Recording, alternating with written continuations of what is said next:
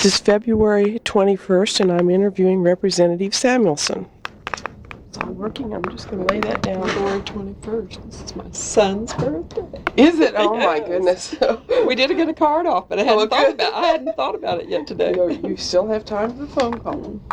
What years have you served in the House of Representatives? This is my third year. Okay. Mm-hmm. Then you've been elected twice. I've gone through two election cycles, right? Mm-hmm. And you've been in the House the whole time. Yes. We just asked that question.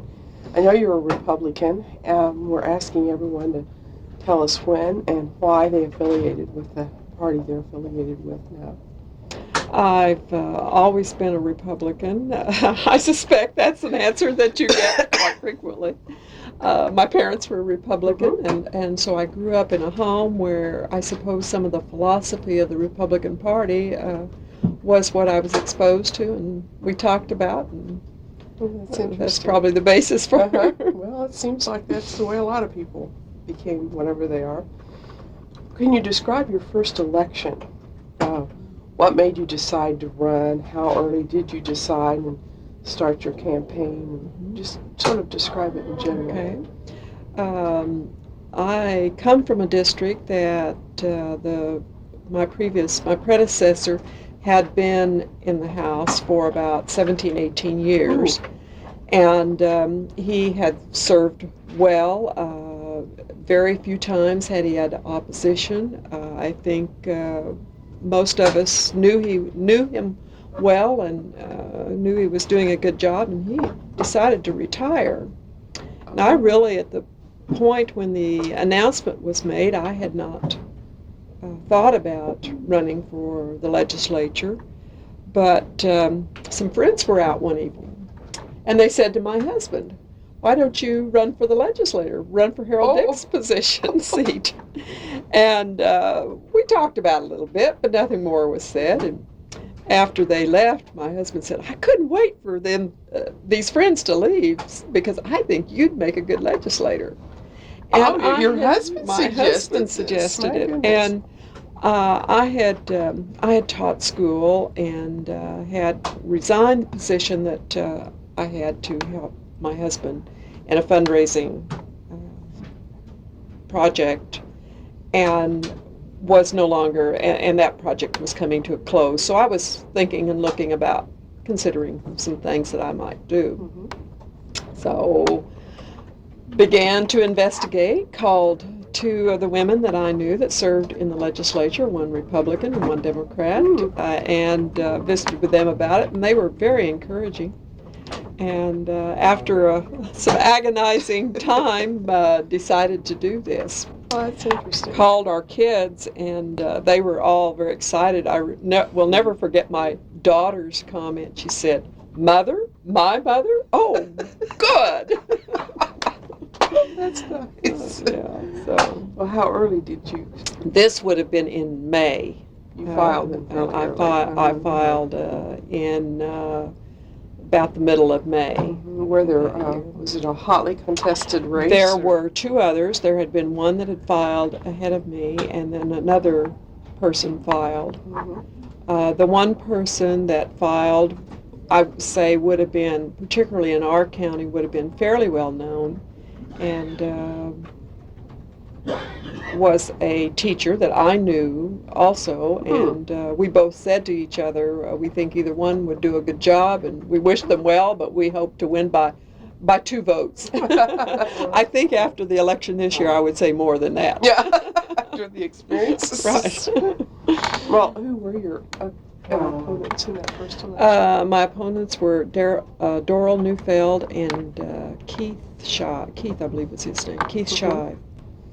And they were, now, were they Democrats or Republicans? This was in the primary. This was the primary. Mm-hmm. And then I also had an opponent in the general, and Ed Colby was his name, and we attend the same church and the same Sunday school class. So you knew several of the people you were campaigning against. I knew all of the people that that I was campaigning against, and it was my maiden name was is Bondman, which is a Mennonite name, and this area that I represent is a strong Mennonite area. I see. And my opponent in the primary, his name was Neufeld, a Mennonite, and I knew that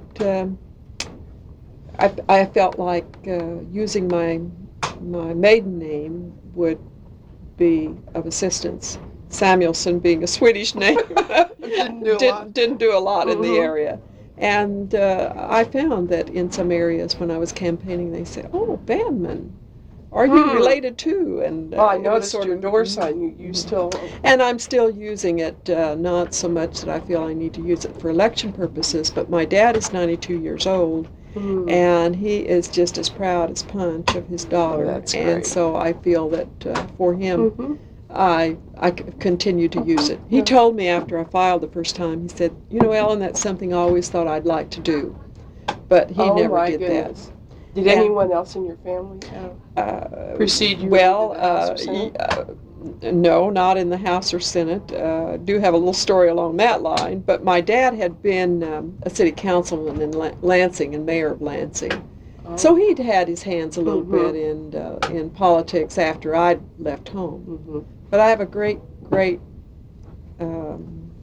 let's see, it was a my great-great-great-grandfather was mayor of Topeka, and then great-great-grandfather was a member of Congress from the Topeka area. What were their names? Yes, the one that was the mayor of Topeka was Harris Foster Otis, and he was the 4th mayor of Topeka, and the only Topeka mayor to die a violent death. Oh my goodness. And then my great-grandfather was a member of the Populist Party and was elected, let's see, in about 1891. 1891. Oh, see, he was a populist. You're a Republican. Right. Okay. What kind of a campaign did you engage in your election, and what kind of strategies did you use? How did you go about getting elected? I would say to begin with, in our area, we've usually had very clean campaigns, and everybody just works hard in campaigns, speaking for themselves.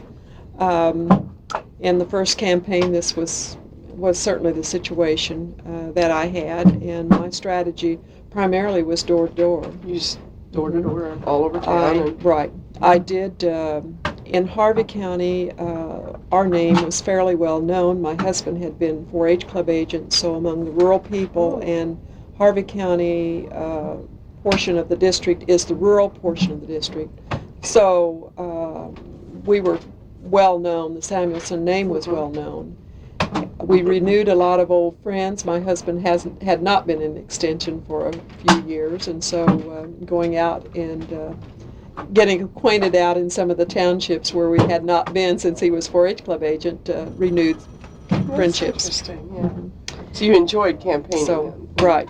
And then I also had a good portion of McPherson County at that time, and during my teaching career, I was at Bethel College part of that time, teaching home economics, and also doing a life enrichment program for senior citizens. And there were a number of people from McPherson County, from the Mound Ridge area, that came in for that program, as well as from Harvey County. And so there were a good many of the senior citizens in the area that knew me through that kind of role. So yeah, so I had both some names had some contacts and some. Right. Did you use any media? Newspapers. Newspapers, no radio or television? Just a little bit on radio just about the week prior to the elections. Well, did the media endorse you, or how did they treat you? Media in our area has not, or at least at that point in time, the first time, they did not endorse anyone. What was your second election like, your most recent one? My second election was a little different, and it was a very, think how to describe it, uncomfortable one. There was some challenges made by a primary opponent Sure will. who was very upset because I did not, I did vote for the parental notification bill, but it was over abortion issues because I would not take a strong position either way. People in my area tend to feel like parents need to be involved in these decisions that a young girl might face, but having seen some of the problems, particularly with dysfunctional families at Prairie View Mental Health Center where my husband worked, I was very aware that there are problems with notification. So I voted for some of the amendments, and the person that ran against me was very unhappy and he was a young college student, very idealistic, I believe, from my standpoint, and some of the information that he charged me with was half-truths. Things like she voted for the largest tax hike in Kansas history, which people in my area were very supportive of the highway plan, but he didn't say, that it was for the highway plan over a period of several years, and so it led people to believe half-truths kinds of things, and certainly many people thought I had voted completely against a parental notification bill. So those were the issues that so those were were the issue. The issue anyway. to him was the abortion thing, and Do you think this was important to your district? in my district there would be a couple of areas where there are strong, more of a fundamentalist Mennonite groups, not the general Mennonite conference, but The fundamentalists, the fundamentalists that are separate and those areas, and they're independent churches, not affiliated with their conferences, and in those areas they were very supportive of him. in the election. Right. I see. Okay.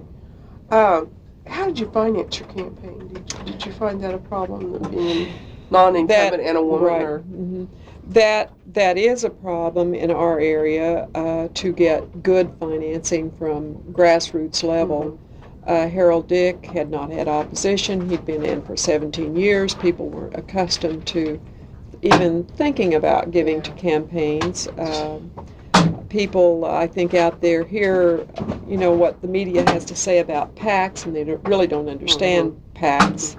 They think that $100 gift from a PAC is, and this in my second campaign also became an issue because I did accept PAC money as the first election. Not being an incumbent, I really didn't get a lot of money, but I did get some for the general.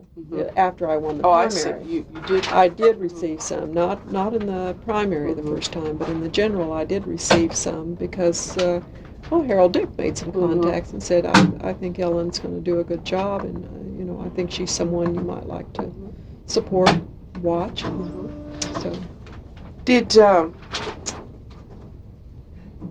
let's see. In your second election, did this change coming to financing? Was it easier to obtain as an incumbent? Do you think?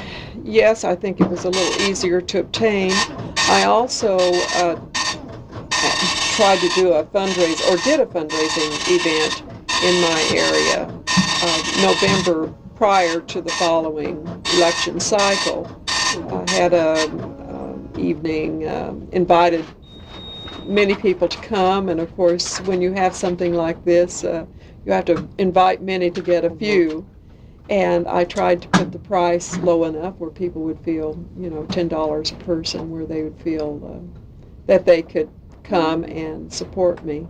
So I've begun to develop some base there. Some strategies. Okay. Your district was Harold Dick's district. Can you describe that?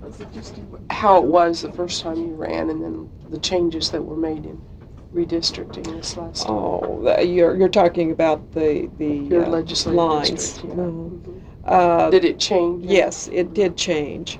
The first time I ran, I had the rural part of Harvey County, and the about 8 townships in McPherson County, the lower 2 tiers of townships, and then just 2 townships in Butler County.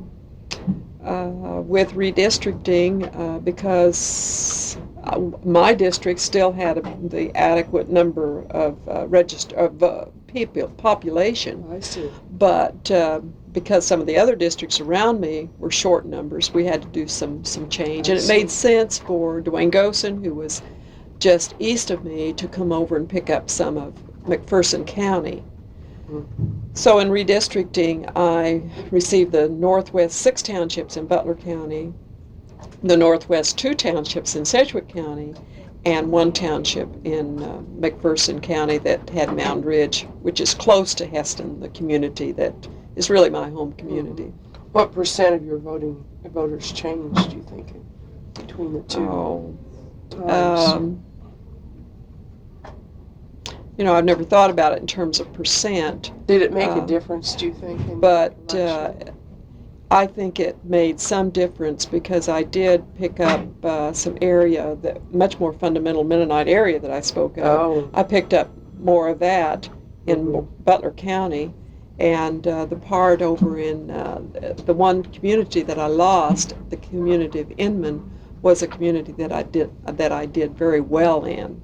And it's a very highly Republican area. And I'd just gotten acquainted over there and had good response in some meetings, so I changed that. I don't know, as the area that I picked up in Sedgwick was, part of that was more Democrat.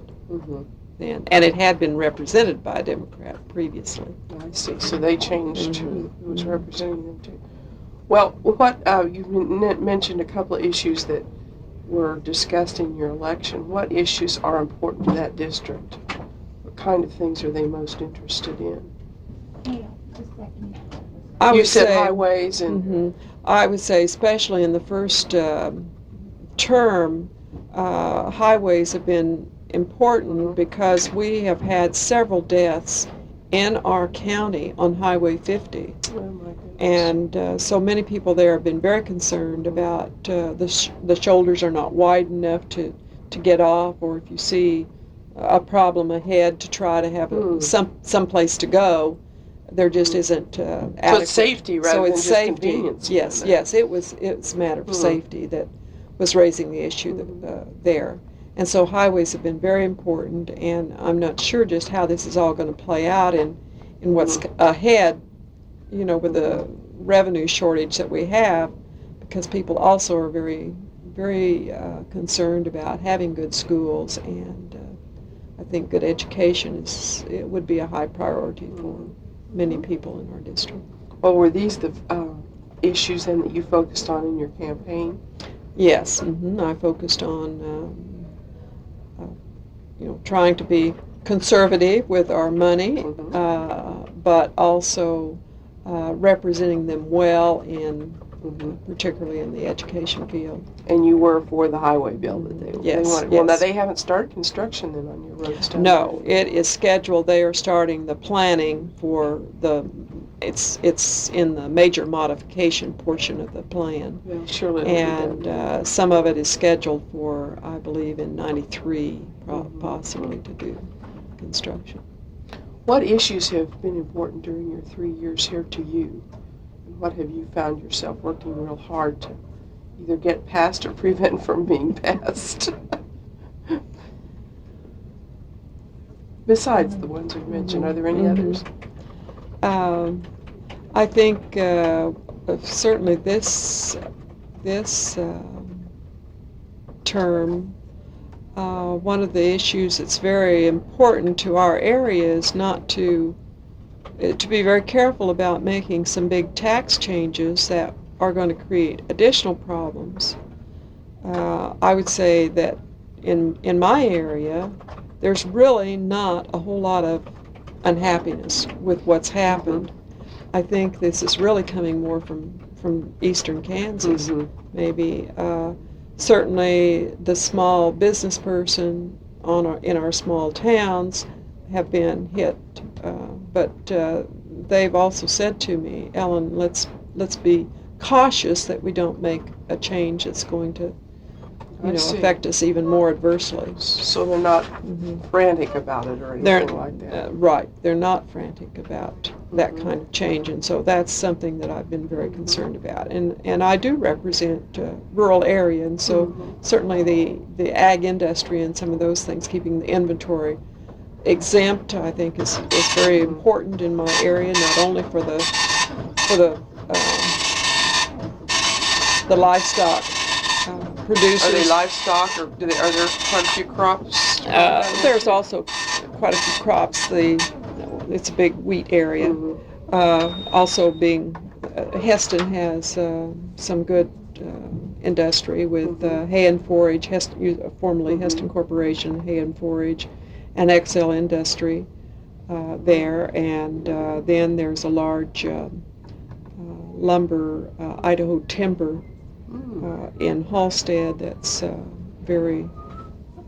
provides a lot of employment in the area, and Halstead Hospital provides a lot of employment in the area. So some of the, along with the tax issues and what it's going to do there, the health care issues, and I feel that this is an area that people in my area are very concerned about.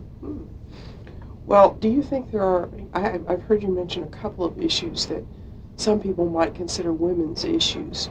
Now, I'm not sure how I feel about it, but do you think there are such a thing that other legislators look to the women on these issues, and there are issues that people consider to be women's issues? I guess I would say I'm not sure they're really women's issues, but women may bring a little different perspective to some of the things that come before us. I think a concern about children and, for instance, the Steel Magnolias, of which I've been a part of, introduced a group of 5 bills, all having to do with a concern for our children that are not issues, not things that should affect. They don't need money, but further restraints so far as how children can bounce around in cars or in the back of pickup trucks. The one that I took the lead in sponsoring was making sure that in our schools that what happens when one uses alcohol and drugs, particularly during pregnancy, as far as fetal alcohol syndrome and the development, physical, mental, and the development of a person. Well, do you think that women should be more concerned about these issues, or do you think that they're really issues that affect everybody? I feel there are issues that affect everyone. I think it's just that sometimes as women we may bring a little different perspective and help each other see some of these kinds of things. What committees were you appointed to in your first term? My first term, I was on Ag, Local Government, and Economic Development. And I think Ag was a good committee for me because of the rural constituency that I represent. This term, I'm on Government Organization, Public Health and Welfare, and Economic Development. Totally different? Economic Development is the same. Same, but the other two are different. But the other two are different. And I did ask for, in fact, the first time I told some area representatives I was thinking that maybe Public Health and Welfare would be a good committee for me with my home economics background and my interest in concern for families and their well-being. And they said, "Oh, Public Health and Welfare, you don't want on that committee." And I think there are people that feel that way, but I have found that there are people that feel that that's where they, their area, their niche, and although it's a very difficult committee with all the problems and challenges in that whole area, to try to figure out where we can be cost effective and so forth, I do feel it's a good committee for me to serve on. Good. Do Do you hold any leadership positions in the House? No. Can you, now you've seen a change in the House power structure, of course, a dramatic change this time. Can you describe it just briefly, what it was the first 2 years and then how it's changed, even in just general terms? Of course, the first 2 years we had leadership that could set agendas and so forth, and now that's not the case. And I think so for me it's been to learn to sort of sit back and not knowing that we are not the ones that are setting the agenda, to sit back and sort of let the chairmans or the subcommittee chairmans take the lead and sort of. It's different than the tubes. What bills have you introduced and sponsored that you would like to mention? I did mention the one bill that the Steel Magnolias. Well, we worked on all of them. We sort of introduced them as a package, and then each one of us said one, and I already mentioned the one. The other one that I introduced was one that really was affected my area more. We have a group of Mennonites, one strain of Mennonites in my area that are called the Holderman Mennonites. And they wear they look different than us in terms of how they dress. Most Mennonites look just like you and I. We wouldn't know they were Mennonite by looking at them, but this group of Mennonites do not go on to public education. They have their own schools, and they do not go on to universities, colleges or universities. They have 2 nursing homes in Kansas that they operate, one in Mound Ridge and one out in western Kansas. And we know a lot of the people out in western Kansas because my husband, in his role with Prairie View Mental Health Center, which is a Mennonite sponsored facility, and being the fundraiser for that group, he calls on all these areas. So we know people in that area as well as in my area. So when beginning this last summer, if there were any replacements in so far as administrators, they must have had a college, a BS degree or BA degree before they could sit for the examination. They came to me and discussed that because they don't believe in going on. And so I did some investigating to see what kinds of exceptions could be made. We wrote a bill that said if there is a religious group that does not believe in further education, they could be exempt from the college work. They would still need to sit for the examination, pass the examination, and continue with continuing education. I tried to make sure I did all my legwork and talked to all the committee members, the committee chairmen, both the House and the Senate, and explained that and talked to some of the association, nursing home association directors, and they knew the kind of homes that these Mennonites operate, and they do operate very good facilities. They don't have all the deficiencies that sometimes are cited in some of our other homes. So we were able to come forth with not any opposition. When they came up to testify for their bill, they had some interesting questions posed to them by people on the committee. One person asked something about how come you're up here today. I understand you don't get involved in politics. Or no, let's see, it wasn't quite that way. She asked something and he said, "Oh, we don't get involved in politics." And this person said, "Oh, well, you are today." But these people don't vote. So they don't? No. So there was nothing, so far as I was concerned. I wasn't going to get a vote from them. However, they know friends.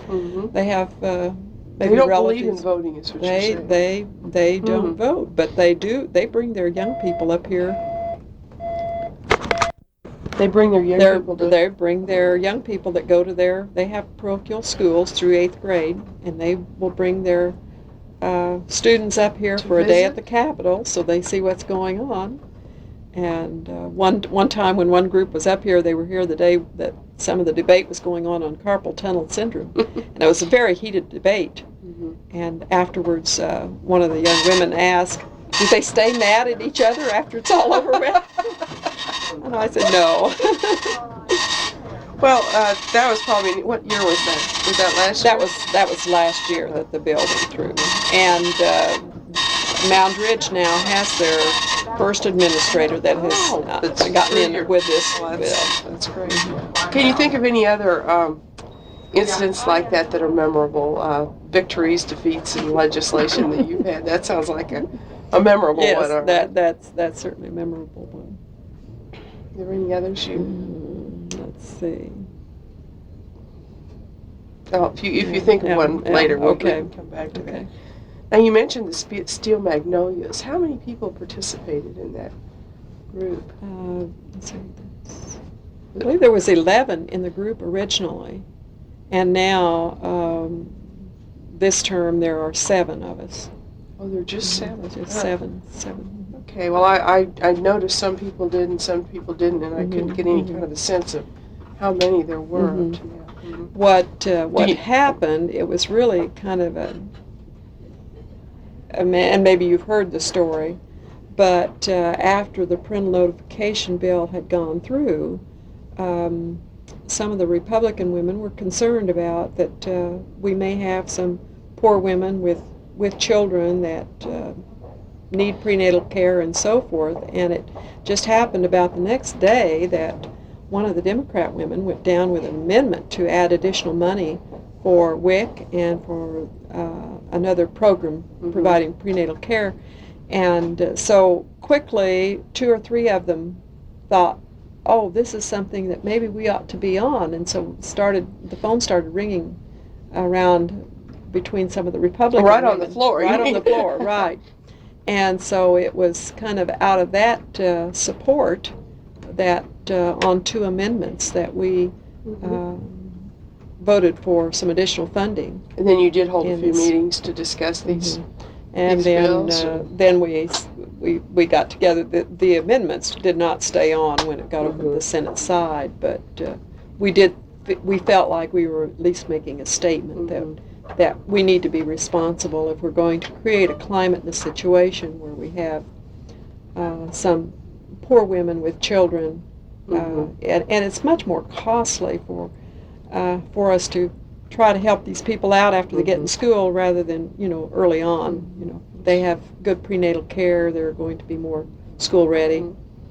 Well, do they meet? Do the Steel Magnolias have meetings, or how does no, how do they function? It's more or less just it's very very loosely. And last year was the first year though that this had. We got together this year one time and just talked a little bit about are there some things that we might do this year that we don't have money but that don't cost money that would be good for families and kids.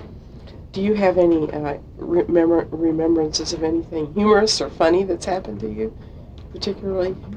I remember one time doing a forum back home my first year, and the person that was introducing, we had talked about what it was like being a freshman legislator, and he got up to introduce me, and I think he was very aware that I was a woman, and he said, "A fresh woman."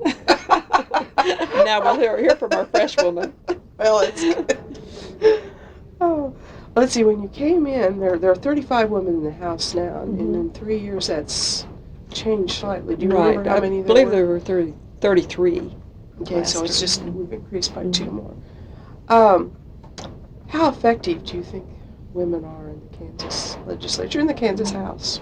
I've been very impressed with the quality of women. They really work. They study the issues. They are very conscientious. I heard one time of a meeting held in Wichita with the Sedgwick area legislators, and I think at that time there were a group of 20, maybe, so around that.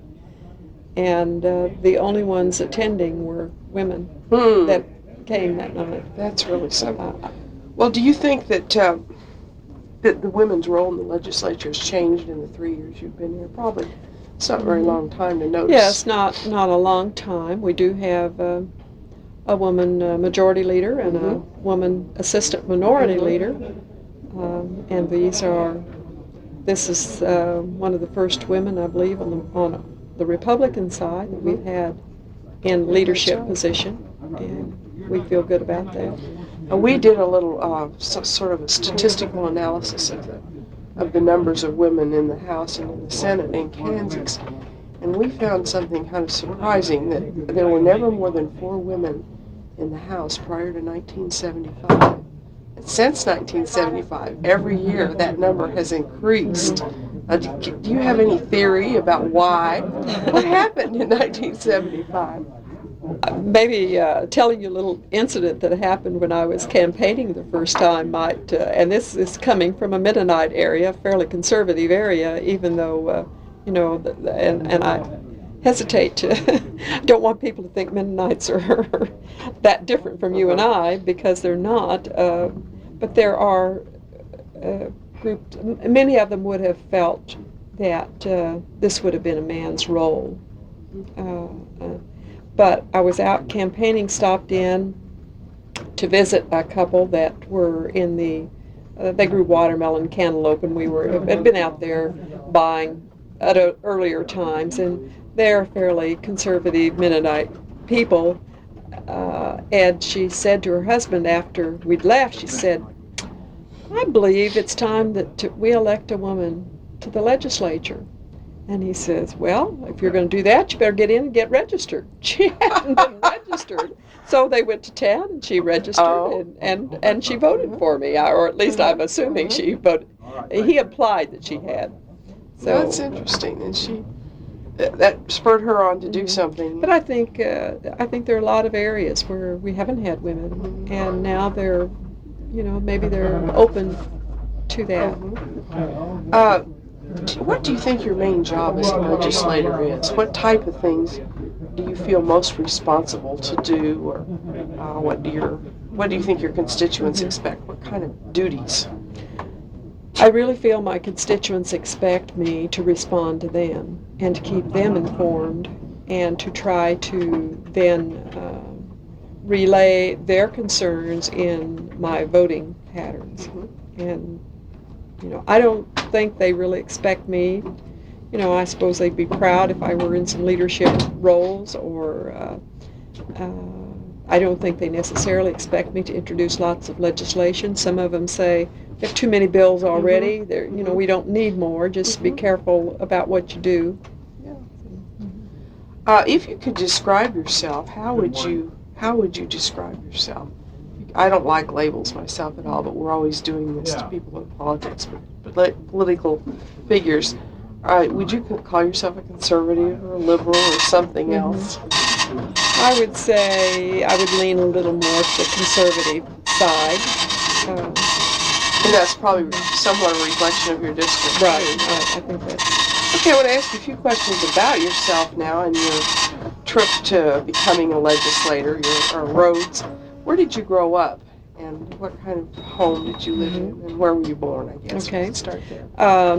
My parents were Kansans, but they were in Mississippi at the time I was born. My dad was teaching in a Methodist junior college down there. He was the ag teacher, and we came back to Kansas when I was 9 years old. My grandparents lived east of Topeka at Grantville.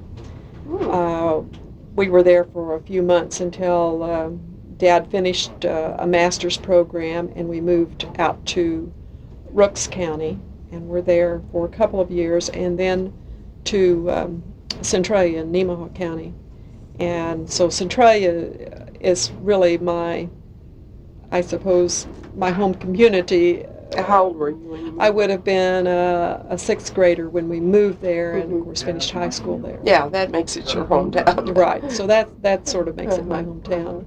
Went to K-State, met my husband there, and he's from Topeka. Grew up and was active in 4-H club work here. Lived on a dairy farm that was, at that time, located across the dam, Shawnee Lake Dam. Oh, really? It's no longer there. Oh. Yeah. So he's enjoyed this because he's come back up and kind of explored some of his boyhood area. And you went to K-State. What'd you major in? You said home economics and education. After we were married, we went to Harvey County, and we've lived in the area where we presently live since we You mentioned teaching there. What did you teach? I How long taught did you home economics. When our youngest one started to kindergarten, I had just the year before renewed my certificate and taught home economics at Heston High School for about 17 years, Oh, my and goodness. then left that and taught for about 8 years at Bethel College. I see. So you've taught at both levels. In your growing up years, did you belong to any organizations that you think contributed to your ability to be in the legislature or your interest in being in the legislature? 4-H. 4-H. Uh-huh. I am appalled at some of the people around here when they say I make a motion, and it just grates on me because as a 4-H'er, You couldn't say that. you couldn't say that. I move. Uh-huh. Yeah, right. And I think feeling comfortable about conducting meetings. Mm-hmm. So you were in 4-H for a lot of years. Right. What does your husband do? You mentioned He two different things. I yes, think. he was in extension 4-H agent for a number of years, and then after he left that, for most of the times during his working years, he worked at Prairie View Mental Health Center in 2 or 3 different capacities, but most recently as a fundraiser. I see. And that's what you were helping him with. And that's what I was helping him prior with. to your election. And he retired just this January 1 this year. Well, do you commute back and forth at all? We go home every weekend. But he stays up here with you Yes, during the yes, week, he's so. been up here. Now, the first term, he came up some, but was not here. Mm-hmm. How old were you when you were elected to serve in the House? 58. 58. My goodness, So that surprises me. just had my 60th birthday. In fact, I was in Topeka for an interim committee when I had my birthday, and the interim committee, we'd shifted dates a little bit, so it fell on my birthday. And my husband and daughter had big plans for a party, and I blew them.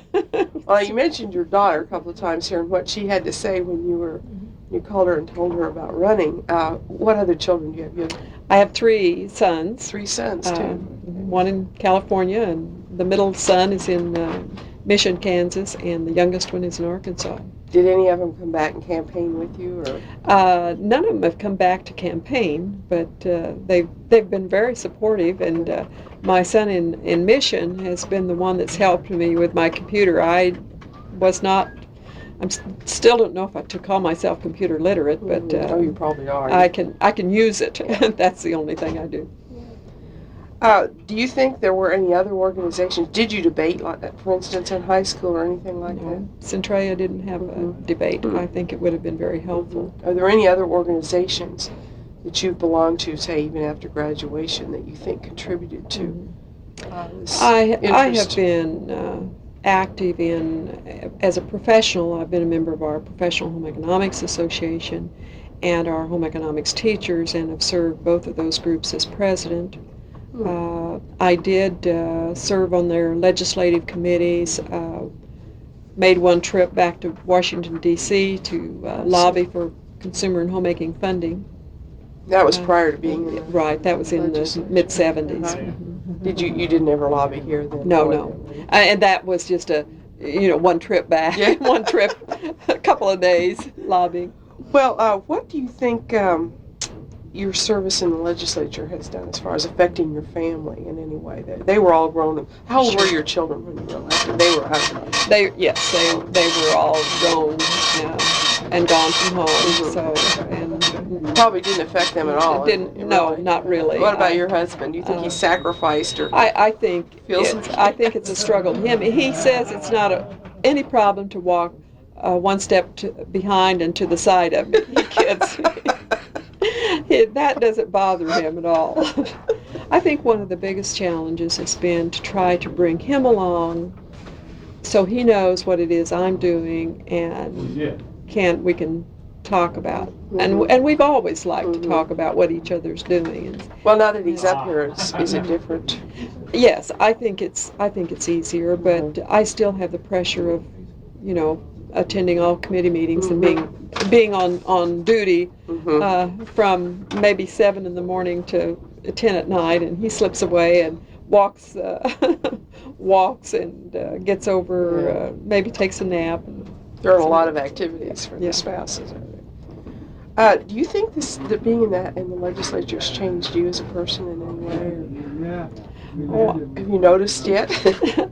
I'm sure it has. Mhm. Anything we do, we grow with it. And one thing that has always been hard for me, and I've always said my husband's probably a better politician, and I think I would make a better legislator so far as studying issues and really getting into some depth in the study and to try to evaluate. Not that he wouldn't also do well in that, but he's just a natural outgoing person. I have to push myself. He really likes people. He liked to campaign with you. He likes to campaign. He loves that, and we campaign together.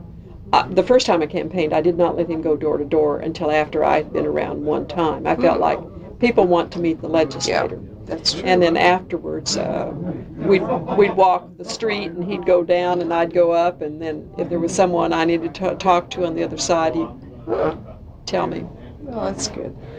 Well, do you think that the political roles and expectations of women have changed in the 3 years you've been here, or even in your lifetime?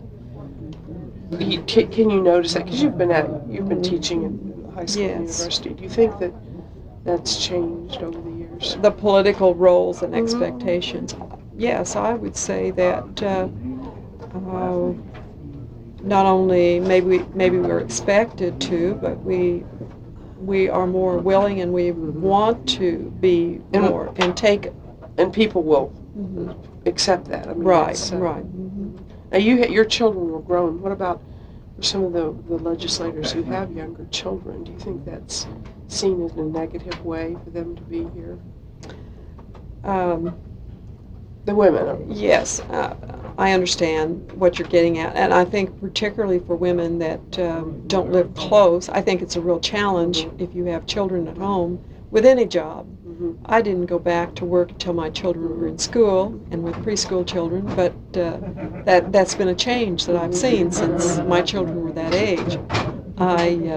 We have 4 women that are pregnant, and I, for myself, I just can't envision myself choosing to do that, but that's got to be an individual choice. Certainly, this is a record-making session in that respect. Right. Is there anything I haven't asked you that you would like to add to this interview?